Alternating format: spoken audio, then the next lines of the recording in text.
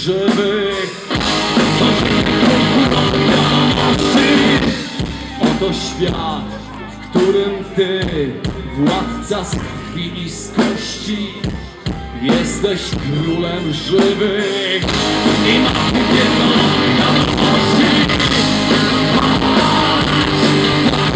Jeśli w to uwierzysz, wszystko zmieni się niewyobrażalnie. Zmieni